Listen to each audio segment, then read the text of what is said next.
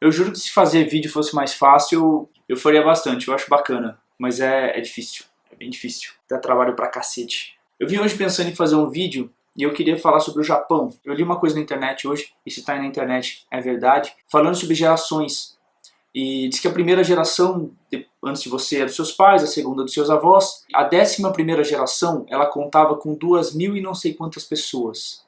E ela aconteceu há mais ou menos uns 200 anos atrás. Há 200 anos atrás, umas 2.000 e não sei quantas pessoas que não se conheciam, viveram, casaram, tiveram filhos, morreram, e elas foram responsáveis pelas próximas 11 gerações, que resultou em você. Eu tiro duas conclusões com isso. Uma, a de que você não é especial. Eu não sou especial, ninguém é especial. Você é fruto de um mero acaso, de uma puta de uma sorte, vem de uma coisa muito mais aleatória lá atrás, sobre a qual a gente não tem sequer informação nenhuma. Por outro lado, você também pode pensar que você é especial pra caralho, porque de todas as milhões de possibilidades que poderiam ter ocorrido na vida de todas essas pessoas, em todas as gerações antecedentes a você, ainda assim você tá aqui. É um paradoxo, né? E por que eu pensei nisso? Porque isso me faz pensar em ancestralidade, em raízes, coisas que estão ligadas à nossa formação, à nossa existência, mas que às vezes não é tão palpável, que a gente não para pensar muito a respeito disso. O meu avô é japonês e ele faleceu há 2 semanas atrás. Eu não fiz nenhum texto, eu não publiquei nenhuma foto, não quis exteriorizar a dor, eu guardei ela pra mim. Eu não achei necessário fazer nenhum tipo de homenagem, mas hoje vindo pra cá,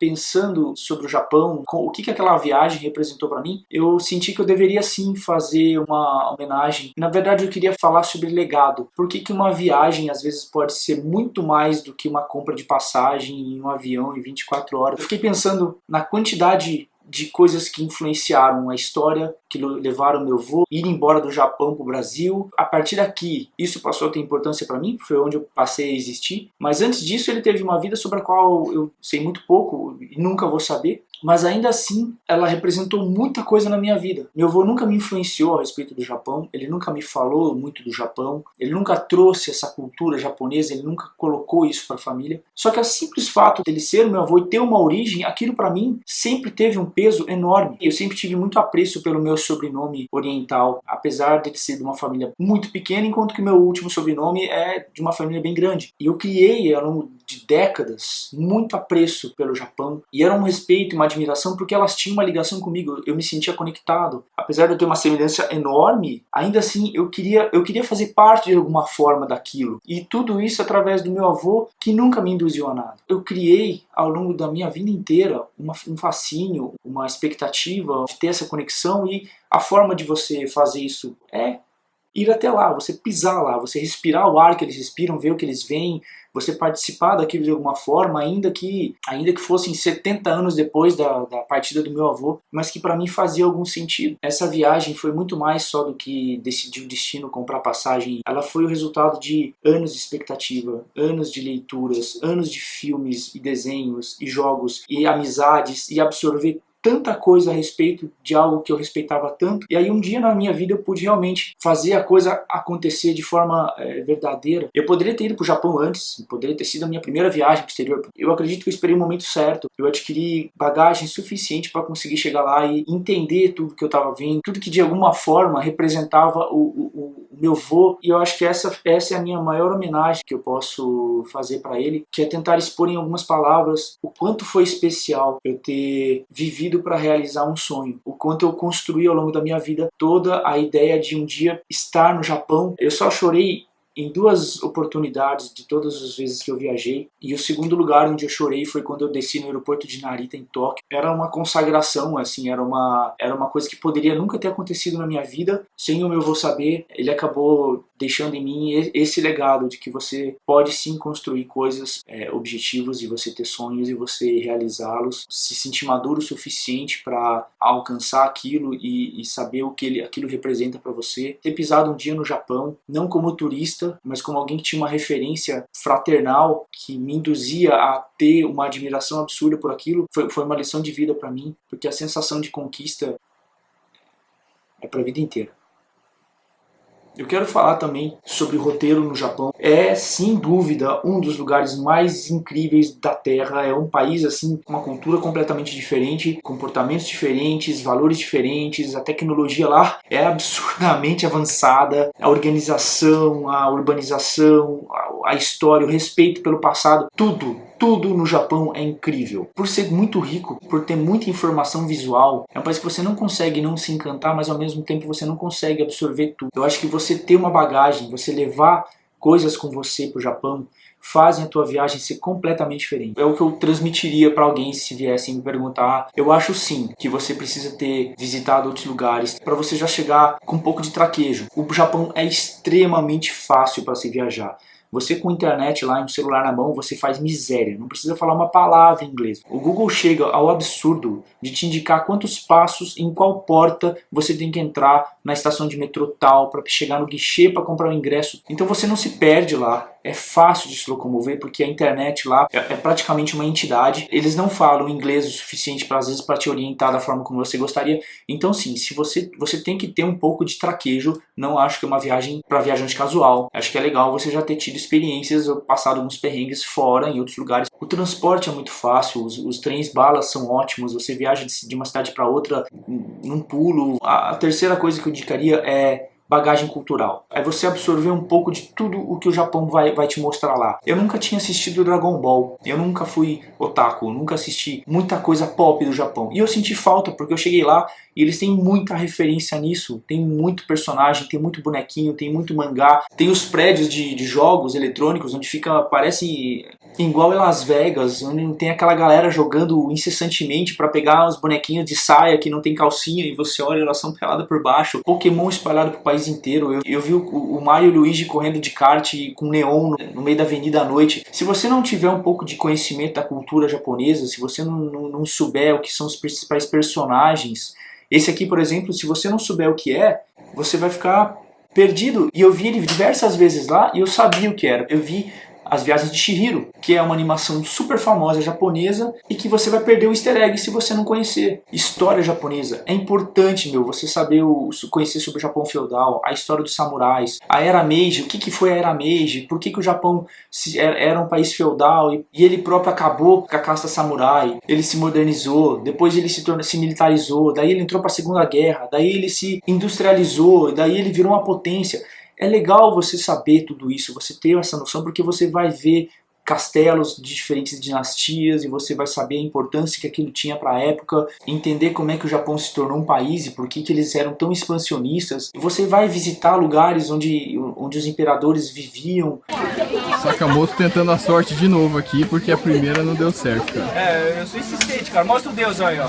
Esse é o cara. Esse é o cara do... É legal você saber sobre economia. O que torna Tóquio uma capital tão desenvolvida e ao mesmo tempo você visitar as cidadezinhas agrícolas e ver como eles vivem completamente diferente. É legal você ter visto filmes em que você vai ter aquela memória visual do que era o Japão feudal, o que são as construções dos anos pré-segunda guerra, a história das geishas, em que você vai visitar o bairro de geisha e você pode trombar com uma eventualmente. Eu tive muita sorte, eu tirei foto com mais de 30 geishas lá que estavam passeando, até eu descobri que não era, nenhuma delas era geisha, era todo turista que estava alugando roupa para passear. Aí eu fui lá e comprei uma roupa, e aí todas elas vinham tirar foto comigo porque eu era um branquelo, magrelo, alto, vestido de samurai, andando de sapatilha de madeira e fazendo assim. E eu acabei virando atração. Depois eu tive que ir embora vestido assim, e é bem estranho você entrar no metrô japonês com cara de gringo. Apesar do que parece, o Japão não é uma viagem super cara, a passagem para lá não é mais cara do que qualquer outro lugar que você vai viajar para a Ásia.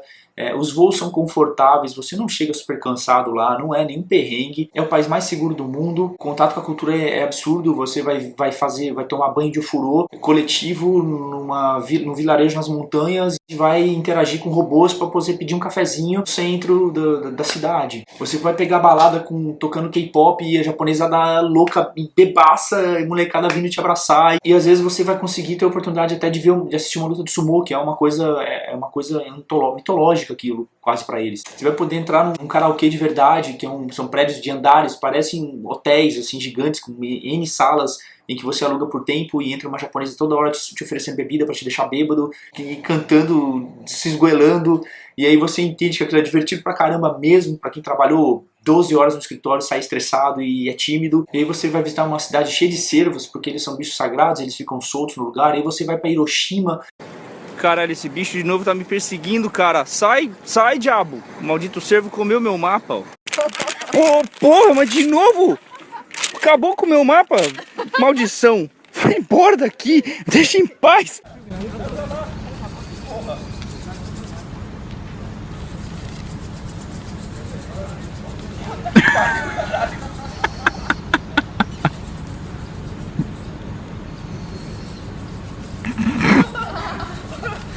Essa merda daqui, cara. Ah, não. Daqui. Ah, olha meu mapa, cara.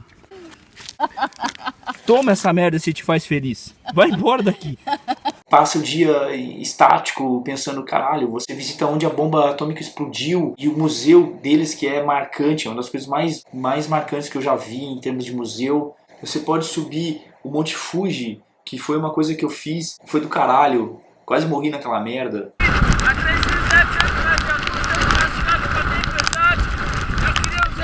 E comida que você compra e não sabe o que é, e gente fantasiada andando no shopping, prédios de 5, 6 andares só de eletrônico, lojas de departamento assim imensas.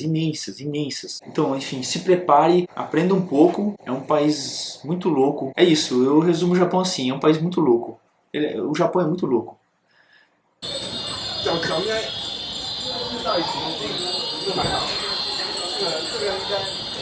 De desenho e filme, o Netflix e a internet estão cheios, então eu nem tenho gabarito para dar dica sobre isso, porque a quantidade de informação é gigante. Mas eu posso falar um pouquinho das coisas que eu li e que formaram um pouquinho a minha ideia sobre o Japão, que eu fui lendo ao longo do tempo, enquanto eu inconscientemente me preparava para um dia pisar lá. O Guia Visual do Japão, da Folha, ele é bacana, tem para quase todos os países, a gente compra e depois viaja e nunca usa. Pro Japão eu usei, porque lá tem muito templo, muita coisa para você ver, e a informação visual na hora é bacana, é legal, porque você faz tudo sem guia, muita coisa você vai ver e não vai saber exatamente o que se trata. Eu acho que vale a pena. A novela de Musashi. Esse livro aqui, ele é uma novela que foi reescrita N vezes, tem filme, seriado, tem novela, tem todo tipo de coisa já feita para televisão sobre ele, mas a obra máxima é essa novela original aqui, conta a história do maior espadachim do Japão, tem uma estátua para ele lá numa ilha, a Batalha de Sekigahara, que foi a maior batalha antes do fim dos samurais, conta muito sobre como era a vida no Japão feudal, como é a cultura, como funciona a cultura samurai, fala sobre a maior batalha e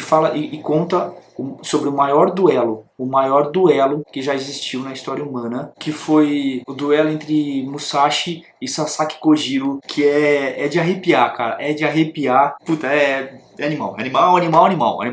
Leia. É do caralho. Esse aqui eu li ano passado, eu li depois de ter ido pro Japão, mas gostaria de ter lido antes. Ele é uma coleção, tem sobre vários países, russo, portugueses, fala sobre como é o japonês, assim, porque ele é quem é, porque ele tem os valores que tem, fala sobre a história do Japão, eu achei legal.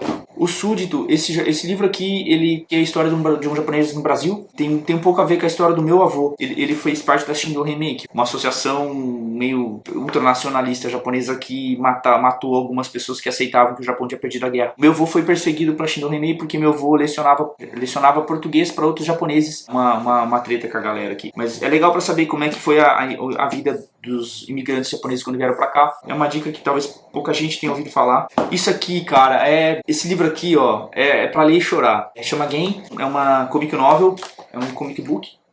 E ele é ganhador de N prêmios. É sobre a história de um sobrevivente, que virou inclusive cartunista, que desenha isso aqui. É um sobrevivente da bomba de Hiroshima. Ele estava lá no dia, ele era uma criança.